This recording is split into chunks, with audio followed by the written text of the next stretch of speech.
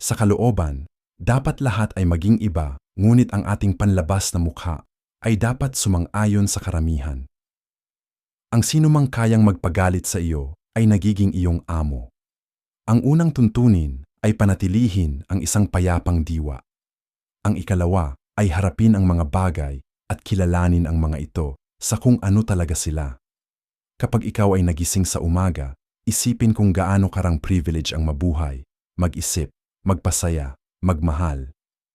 May kapangyarihan ka sa iyong isipan, hindi sa mga panlabas na pangyayari. Kapag napagtanto mo ito, matatagpuan mo ang lakas. Higit ang pagdurusang nadarama ng tao na nagdurusa bago pa man kailanganin ito. Maging parang bangin na patuloy na binabayo ng mga alon, ngunit nananatiling matatag at pinapakalma ang puot ng tubig sa paligid nito. Binigyan ng kalikasan ang tao ng isang dila, ngunit dalawang tainga upang mas makinig tayo sa iba kaysa magsalita. Matipid ang mga tao sa pag-iingat ng kanilang mga pag-aari, ngunit pagdating sa paggugol ng oras, napakawaldas nila sa bagay na nararapat kuriputin. Ang oras. Magsimula. Nais nitong mabuhay at bilangin ang bawat araw na tila ito'y isang hiwalay na buhay. Kung nais mo talagang makalayo sa mga bumabagabag sa'yo, ang kailangan mo ay hindi ibang lugar, kundi maging ibang tao. Hanggat hindi pa natin natutunang bawasan ang mga ito, hindi natin napagtatanto kung gaano karaming bagay ang hindi naman talaga kailangan. Ginamit lang natin ang mga ito dahil mayroon tayo, hindi dahil kailangan natin. Kung ang tao ay hindi alam ang daungan na kanyang pupuntahan, walang hangin ang makabubuti sa kanya. Mas mahal natin ang ating sarili kaysa ibang tao, ngunit mas inaalala ang opinyon ng iba kaysa sarili natin. Heto ang isang panuntunang dapat tandaan. Kapag tayo'y tinutukso na magkimkim ng sama ng loob, huwag sabihing, ito ay kasawian, kundi, ang pagharap dito ng marangal ay isang pagpapala. Sinusupil ng tao ang mundo sa pamamagitan ng pagsupil sa sarili.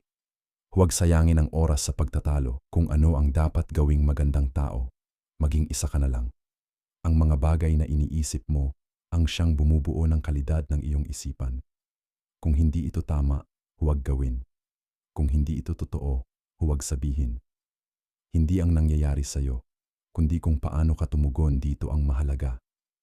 Lahat ng naririnig natin ay opinyon, hindi katotohanan. Lahat ng nakikita natin ay pananaw, hindi ang katotohanan. Ang swerte ay nagaganap kapag ang paghahanda ay nakatagpo ng pagkakataon. Hindi ang taong may kulang ang mahirap, kundi ang taong sakimpa sa higit. Ang pag-alam sa sarili ay simula ng karunungan. Ang mga pagsubok ang nagpapakita ng tunay na pagkatao. Naroroon ka man saan, nandoon ka rin kahit saan. Ngumiti ang kamatayan sa ating lahat. Ang lahat ng maaari nating gawin ay ngumiti rin pabalik. Kapag higit nating pinapahalagahan ang mga bagay na wala sa ating kontrol, mas lalo nating nawawala ang kontrol. Walang bagay na di nagbabago maliban sa pagbabago. Ang halaga ng isang tao ay sinusukat ng halaga ng kanyang pinahahalagahan. Kung nais mong umunlad, tanggapin mong ituring ka ng iba na hangal at mangmang. Ang galit, kung hindi pipigilan, ay mas nakakasama kaysa sa sugat na sanhi nito. Walang naging matalino ng pataon lang. Ang matapang ay siyang malaya. Ang iyong pakiramdam na nasaktan ka at ang mismong pinsala ay pareho ng naglalaho. Ang mga nais ay ginagabayan ng tadhana, ang ayaw ay kinakaladkad. Ang ginagawa natin ngayon ay umaalingaw-ngaw sa kawalang hanggan. Habang hinihintay natin ang buhay, lumilipas ang buhay. Ang taong araw-araw ay nilalagyan ng katuparan. Ang kanyang buhay ay hindi nauubusan ng oras.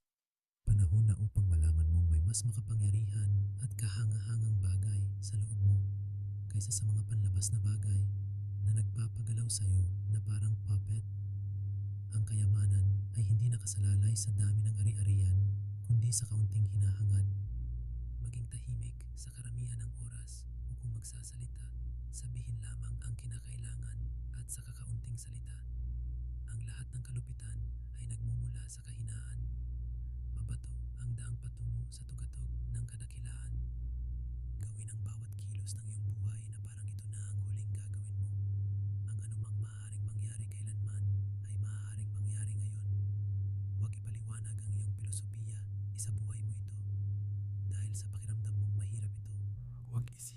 imposible ito para sa iba. Ang kalayaan ay nakakamtan hindi sa pagtupad ng lahat ng nasa ng tao, kundi sa pagtanggal ng mismong pagnanasa. Hindi ang mga pangyayari ang gumagawa sa tao, kundi inilalantad lamang nito ang kanyang sarili.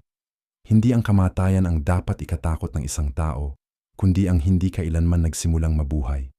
Ang susi ay makisalamuha lamang sa mga taong nagtataas sa iyo at nagpapalabas ng pinakamahusay mong sarili. Ang mga tao ay nilikha para sa isa't isa, kaya alinman sa dalawa. Turuan mo sila o matutong tiisin sila. Maaapektuhan lamang ang iyong buhay kung masisira ang iyong pagkatao. Kung hindi, hindi ka nito mahaharman sa loob o labas. Ang kaligayahan ng iyong buhay ay nakasalalay sa kalidad ng iyong mga iniisip. Ang pagkamaster ng pagbabasa at pagsusulat ay nangangailangan ng guro, lalo na ang pamumuhay.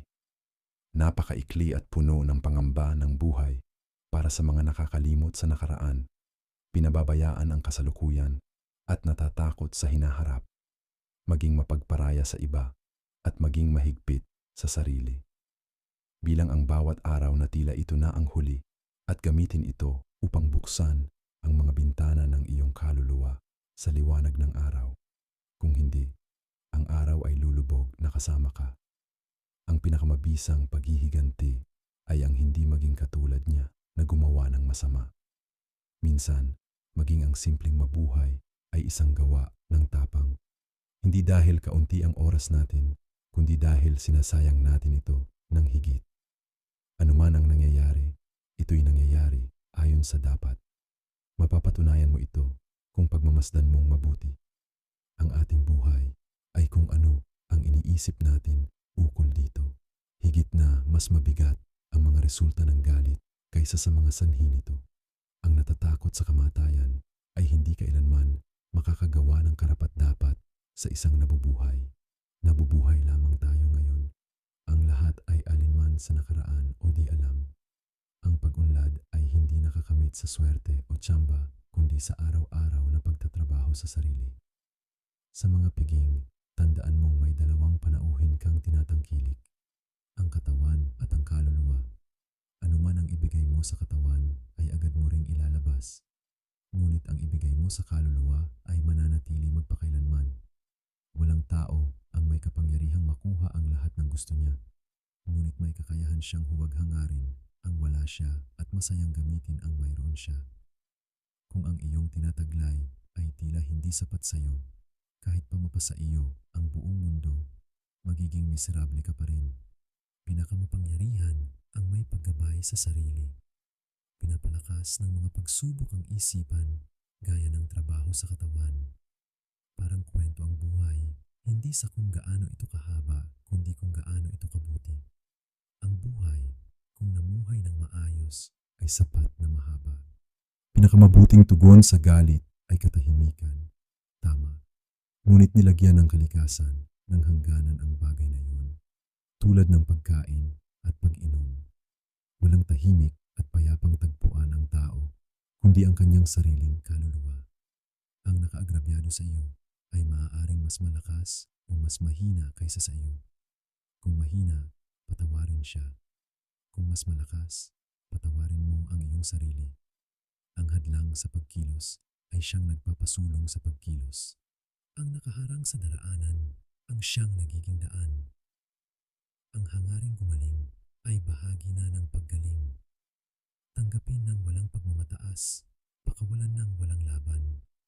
Walang dakilang bagay ang nililikha biglaan, gaya ng isang buwig ng ubas o higos, kailangang hintaying mamulaklak, magbunga at mahinog. Mas malimit tayong magdusa sa ating imahinasyon kaysa sa tunay na realidad. Walang tao ang makakaligtas sa kanyang tadhana, kaya ang susunod na tanong ay paano niya pinakamahinam gugulin ang panahong ipinagkaloob sa kanya. Ang buong kinabukasan ay hindi tiyak, mabuhay ng buong-buo ngayon na. Bawat bagong simula ay nagmumula sa katapusan ng nauna, ngunit napakaiksi at puno ng pangamba ng buhay para sa mga nakakalimot sa nakaraan, pinapabayaan ang kasalukuyan at natatakot sa hinaharap. Hindi tayo nagdurusa dahil sa mga pangyayari sa ating buhay, kundi sa ating paghatol dito, ang ating pag-uugali sa mga pangyayari, hindi ang mismong pangyayari, ang ating kayang kontrolin. Walang bagay na likas na kalamidad, kahit ang kamatayan ay nakakatakot lamang kung kinatatakutan. Kung may masama kang nagawa at totoo nga, itama ito. Kung kasinungalingan, pagtawanan mo ito. Pakaibiganin mo ang mga espiritual na higit anuman ang iniisip o ginagawa ng iba. Panindigan ang tunay mong hangarin, anuman ang nangyayari sa paligid mo. Ituon ang iyong sarili sa kasalukuyan. Walang tunay na malaya kung hindi marunong magpigil sa sarili. Kaunti lang ang kailangan para sa isang masayang buhay.